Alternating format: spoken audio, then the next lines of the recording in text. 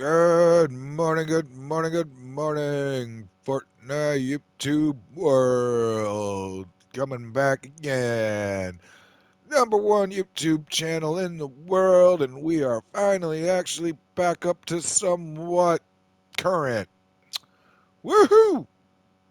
Yes, today is February the 15th, about 9:30 in this cold little morning, and this will actually probably be up before the end of the day. So amazing!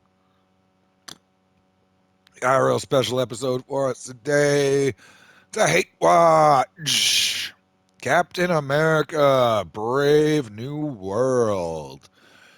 Let me just say, it's not that bad of a hate watch. I'd recommend maybe you ought to just go out there and watch it and then watch this and then listen to this podcast afterwards. But make sure you come back and listen to the podcast afterwards to make sure you have the right opinion of it.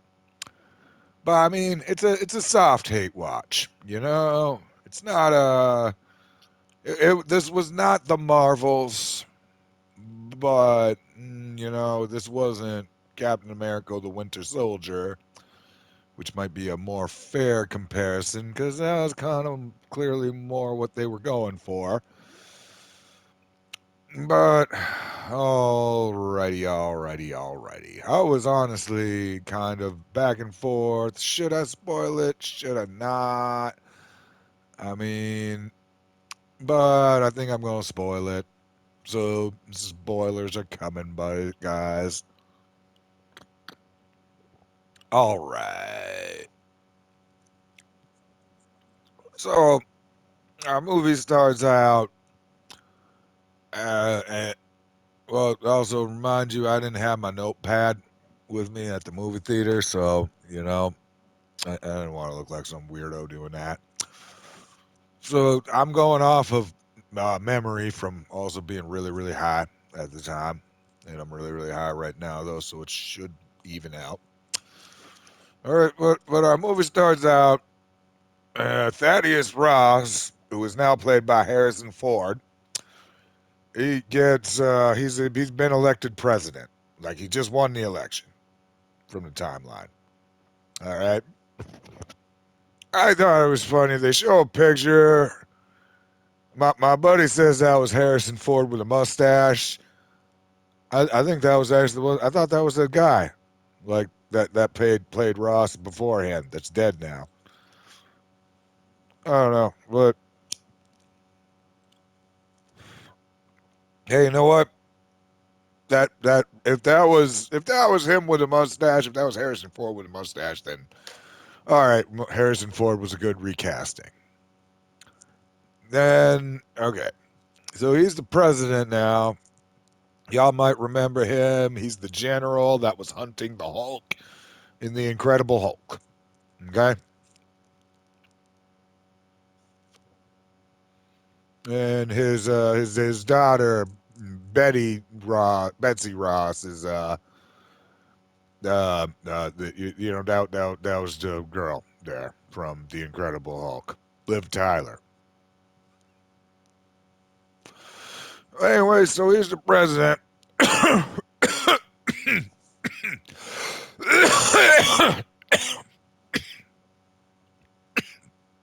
And he sends Captain America off to Mexico to stop this group called Serpent from selling a canister that they just stole from the Japanese. Okay. Now, I mean, and this is where we are introduced to. I have no fucking clue how to say the actor's name, so I just call him Gus Fring. We get introduced to Gus Fring's character, Sidewinder. Okay? And we're like, all right, gonna be honest with you. This character was not very interesting at all. At the end of the day, I got no idea what his motivations were. Like, why he was there. I don't know what he's trying to do. I guess he's just some kind of international terrorist, mercenary for hire. I don't know. But he has apparently, he's there to meet a buyer, okay, for a canister that he sold from the Japanese. So that dude does that. Ah, motherfucker. I'm about to die. Well, son of a bitch. Looks like I'm playing 2 matches today then.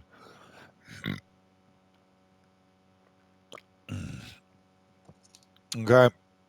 So, of course, Captain America shows up and he takes the guy down. They got the hostages again for some reason. I don't know why they had hostages. I mean, they were there to meet a buyer and sell. All right, man. You know, this might turn into a hate watch if I start thinking about it too much, but all right. Yeah, why the fuck did they have hostages? But anyway, so they got hostages for some reason. Okay. Captain America frees the hostages. He tracks down Sidewinder, Gus Fring's character. All right. While we are introduced to his new sidekick, uh, the fuck was his name? Something Mexican. Javier, I think. I don't know, dude. This is the problem with trying to do this shit after only watching it once, but all right. Yeah, Javier. Let's go. Go with. I don't think that. I'm pretty sure he wasn't actually Mexican. He was like Cuban or something, but whatever. There's actually a huge difference, but anyway, so we're introduced to him, whom, yeah, I don't know what his comic book name is. It wasn't said in there. All right, but he's the new Falcon to Falcon's Captain America. So he flies off to get the canister back, while Captain America tracks down Gus Frank. But as soon as he finds Frank, he runs into big ass dude played by definitely a professional wrestler, and he was because I mean he did a power bomb. Fucking who the fuck else is gonna power bomb? He power bombed him through a table. Actually, come to think of it, Jesus.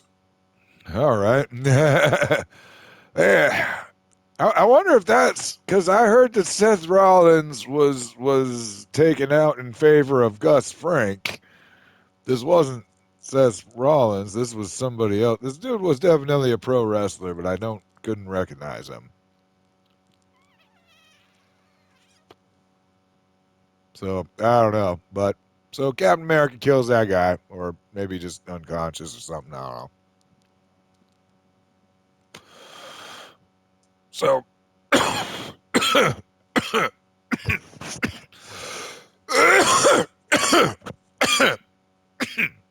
and Falcon Boy gets back the canister.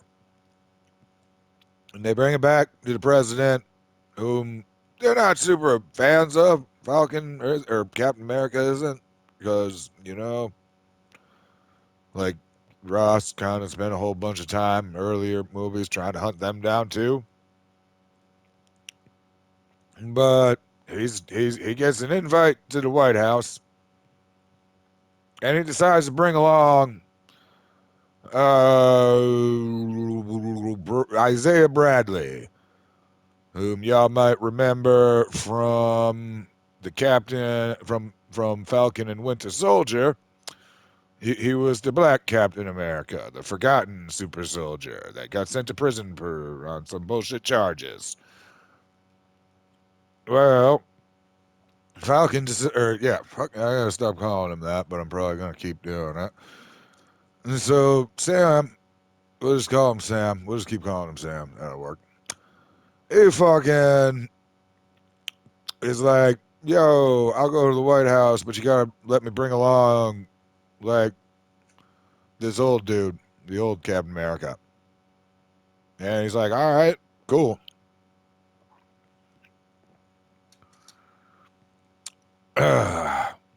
So they go to the White House to where Roz reveals, so on the Celestial Island, which, all right, I kind of prepared for this. I expected this. I was like, how the hell did they know to call it a Celestial? Like, who told them that? Because, I mean, as far as I know, the only ones that know about the Celestials were the Eternals, and the Eternals were still not really talking to the humans, at least, directly about it, probably not to the government. So, I don't know. That one, I gotta say, that one's a noodle scratcher. But at least they didn't call it Tiamat Island. Like, at least they didn't know the Celestial's name. That would have been even more retarded. All right.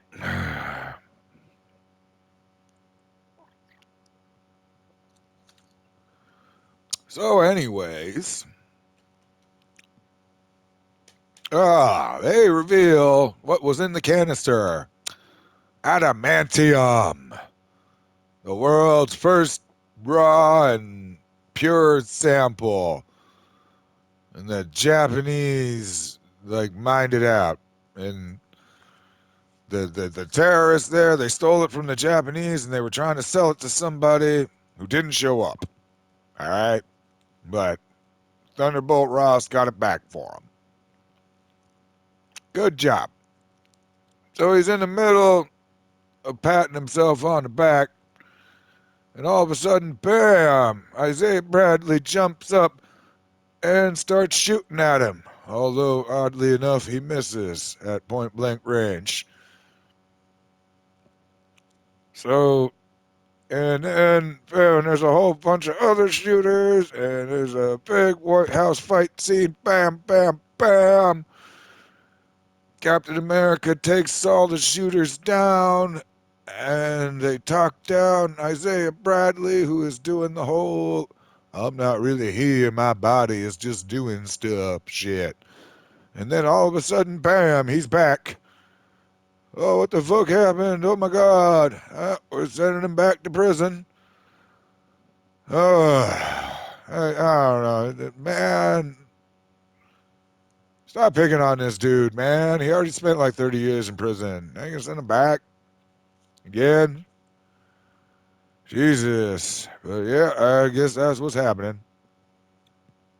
So we sent him to prison, and Sam is all like, hey man, that definitely was like mind control or some fucking shit.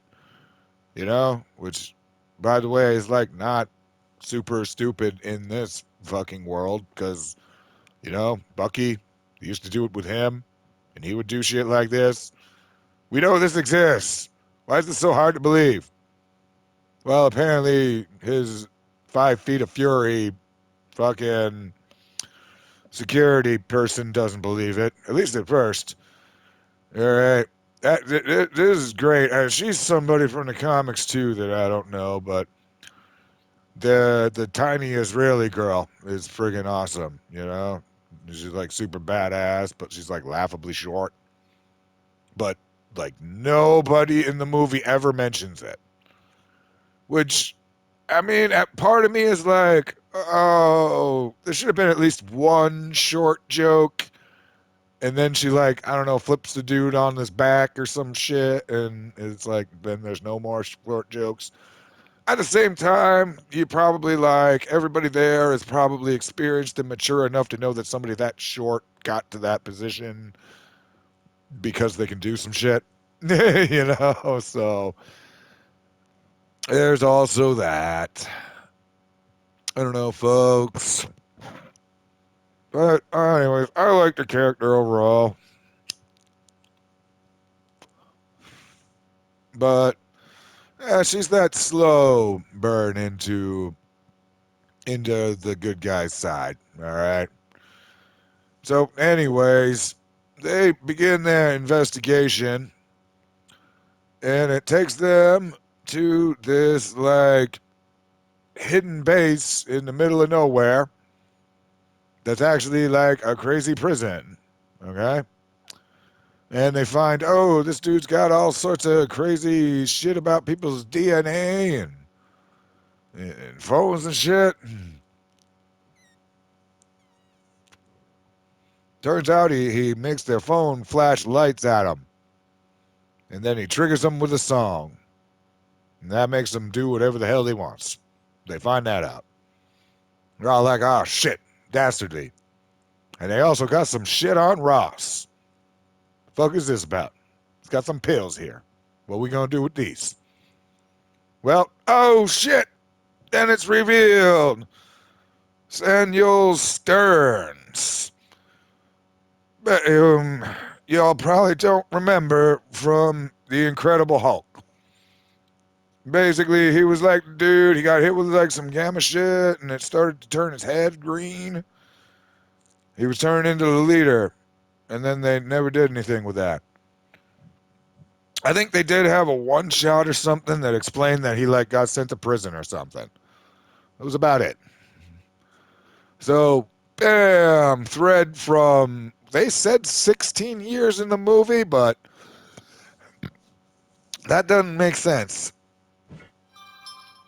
Because I mean, even if all right, I get that the Marvel movie timeline is fucking crazy to keep up with at this point, but um, Iron Man, Iron Man's almost 20. Well, ooh, maybe it was 16 years.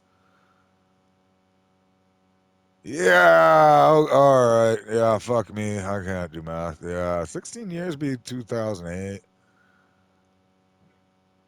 Yeah, all right. All right, never mind. I mean, I thought there was like a 5 year jump, but that jump was like 20. That jump was like 2019 to 2023. Then the pandemic kind of killed everything for a while, and I don't know. I guess I could believe it's back to the normal time. All right, fine. I withdraw that complaint. Anyway, so motherfucker is like, bitch, I've been masterminding everything that Ross does, all the way up to like becoming president. Okay. Again, my thought is like, how come Ross didn't use you to hunt down like Rogers and his guys? Or did he use you and you failed? I don't know. Let's try not to think about that. Because this guy was actually all right for the most part. Like, the leader. I don't think he ever called him the leader, but that's, he's the leader.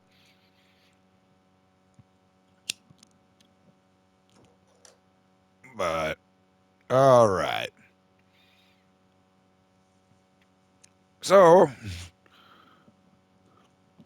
after the old assassination attempt, all right, because it turns out this White House thing was all about this treaty that Ross has got to get through. That is basically an agreement with the Japanese and a bunch of other countries that we're going to share the adamantium freely. Yeah, right.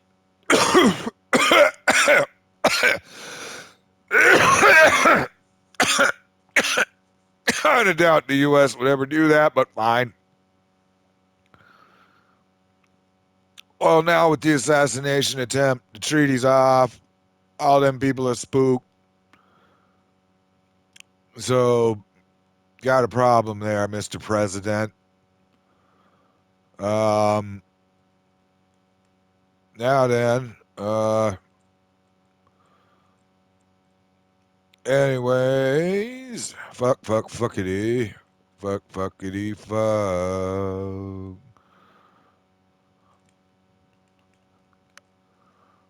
All right. Well, there we go. At least ninth is something.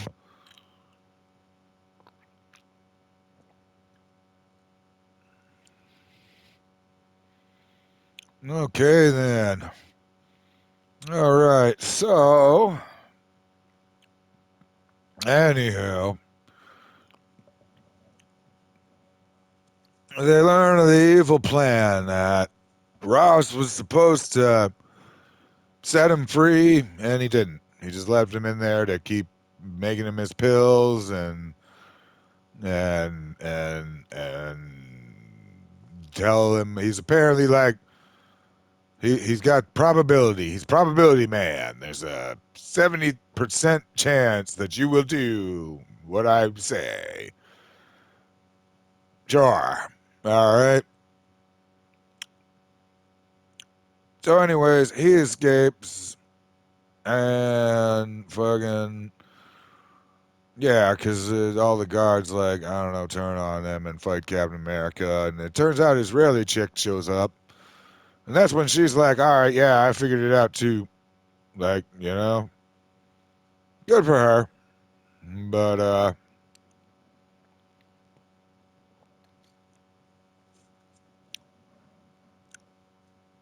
so now the three of them are together, and the Ross in the meantime is trying to like, all right, he's trying to get the Japanese back on board. And the Japanese are like, yeah, well, we got some pretty fucked up intel here that says it was you jerks that stole the adamantium from us in the first place. And what the hell, man?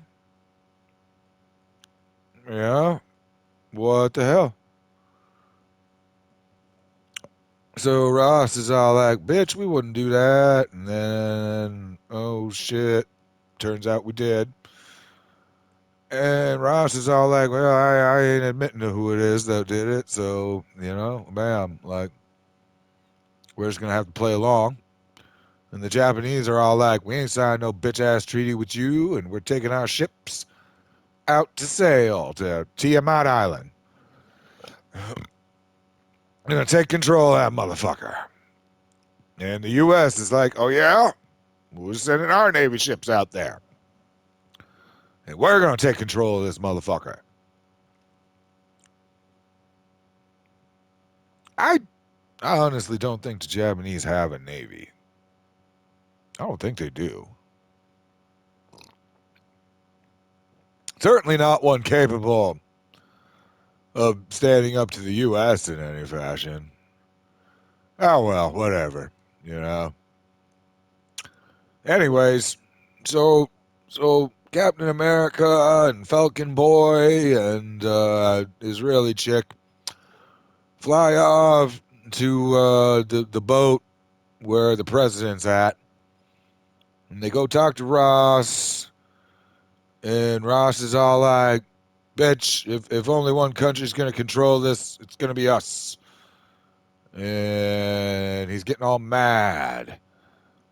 And then like, oh shit, mind control zappy thing happens, and two of the fighter jets just start bombing the Japanese.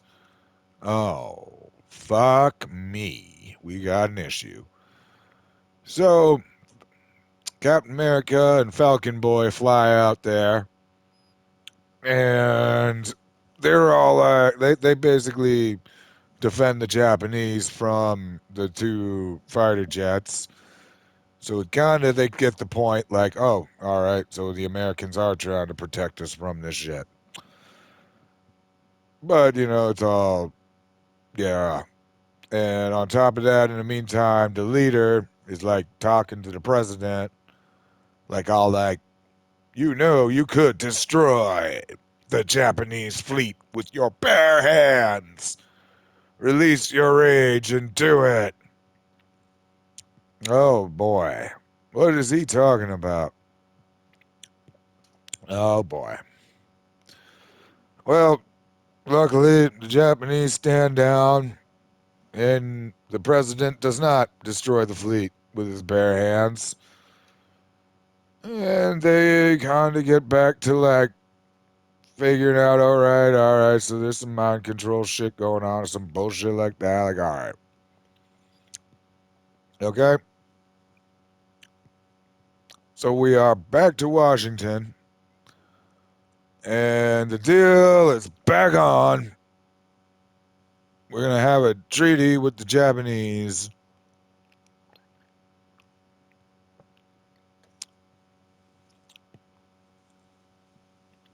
Oh, and Falcon Boy, he fell out of the sky and got all fucked up.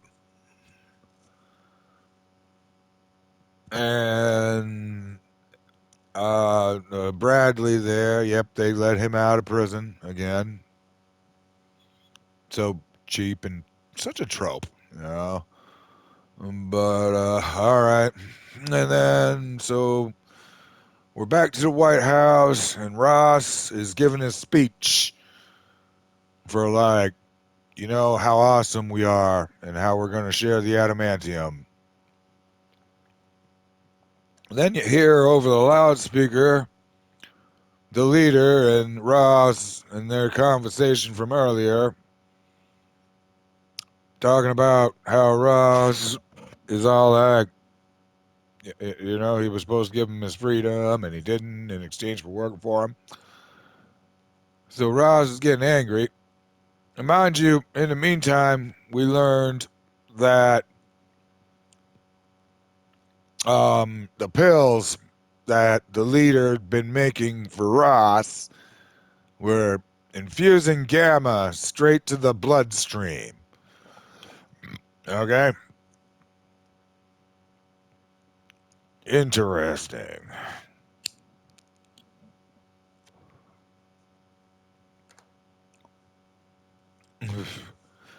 So once the thing goes off and the leader turns himself in and starts singing like a bird about what an asshole Ross is, Ross suddenly gets really, really angry. And oh my, he turns into surprise, but not really, Red Hulk.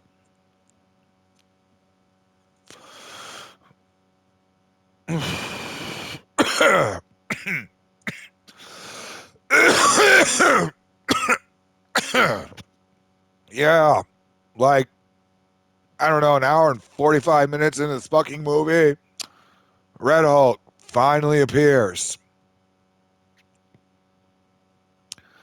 Okay, great. So we get one fight. It's not even really a fight. It's more like, I mean, people were all like, how could fucking Captain America, you know, whatever. It's a fucking superhero movie, people. Suspend your fucking disbelief. But it is mostly the Hulk throwing shit at Captain America and him flying around avoiding it. He's got the vibranium suit that makes it believable that he can take the punishment. They fight for maybe like 10 minutes, probably more like 5. I don't know. It's hard to judge. I wasn't really clock watching, but. And then, like, bam. Like, he basically, the Red Hulk, like, pounds his vibranium suit and it, like, absorbs all the kinetic energy and he blows it up, and that's how they knock out Red Hulk. And then, so afterwards, he's turned back to Ross, and we skip ahead. Ross is in the raft in a prison cell, and Sam Wilson is visiting him, and he's like, hey, how's it going, dude? That was like actually pretty cool the way you were like, yeah, I should probably not be free the way that I'm a good dangerous beast. So, you know, apparently he turned himself in and relinquished the office. Good for him. In return, we get our glimpse at Liv Morgan, or Liv Tyler. Yeah, Liv Morgan's on WWE. But Liv Tyler. Liv Tyler shows up and is all like, hey, Dad, how's it going? And they sit there and talk at the raft. Pretty sure that is the end. Of course, then there's credits, and this was actually getting kind of annoying because there's no mid-credit scene. Okay, I was starting to wonder if there even was an end credit scene, but there is an end credit scene.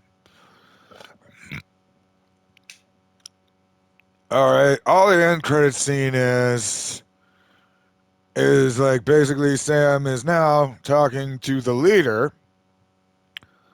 who is still alive in his own cell in the raft, and like he then tells Sam Wilson, "Oh my, you protect threats to this world, but there are other worlds just like it." And it was this cryptic babble that meant absolutely nothing.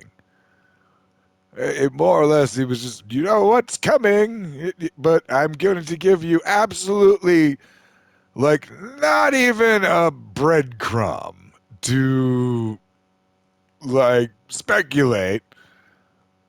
I mean, I guess we all know what's coming as Doctor Doom, but I mean, like, nothing. It told me nothing that I didn't already know. All right, like overall, I wasn't expecting much for this movie, and I didn't get much. But all the reshoots, what I was hoping would have meant was that they're building towards it, that I'd get some glimpse towards Doctor Doom or Secret Wars or whatever the fuck. Did not get that, unless you want to count pansy ass friggin' you have no idea what's coming. Like, well, I mean, what do you even expect me to do about it, jackass? Like, what do you think? We're just gonna like sit down and die? Is that your advice? It sounds like that's your advice, bro. It's not very good advice. I don't know. Oh fuck, he saw me. I don't know. Anyways, yeah. So, I like, if they were on a roll and they had that coherent connectivity going on, then this movie would have been fine. Like, okay, cool. Because I'm fine with not everything needs to move the overall story, but they need to move that overall story. This did not get me excited to see Thunderbolts. There was the trailer for Thunderbolts was in the previews. Eh, I mean, I'll take that. I'll take the same approach to that I took to this, which is like I'm not expecting much, and hopefully it gives me some hope for the future. Because I mean, this is like supposed to be the funny one, Thunderbolts, the funny, not serious one, full of characters I don't care about or know anything of, really. So I don't know. Maybe they won't suck. I don't know. Alrighty, folks. Let's finish out this game since it won't be much longer. I would say real good chance.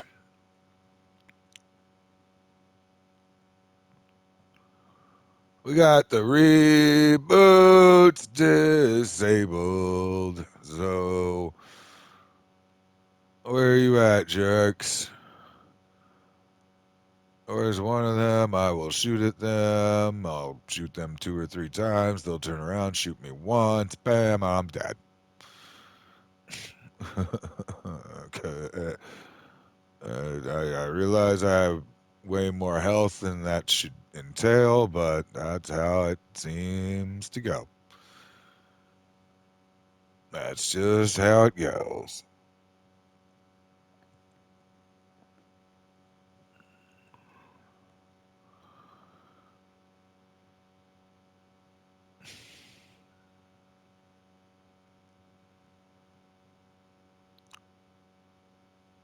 Now, no, there's three left. Three of us left.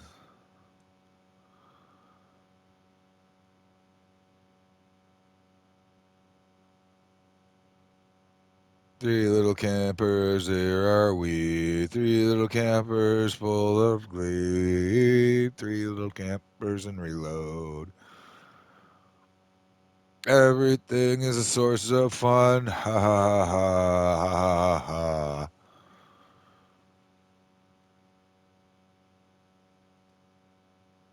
Oh, ooh, that's moving right immediately.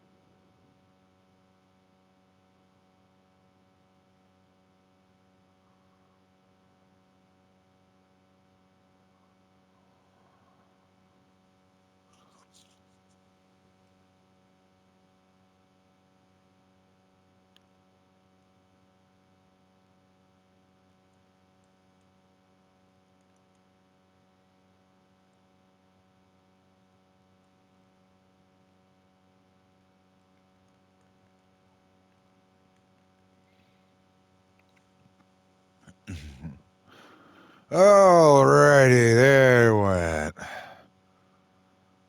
Alright, folks. Oh, shit. Bam.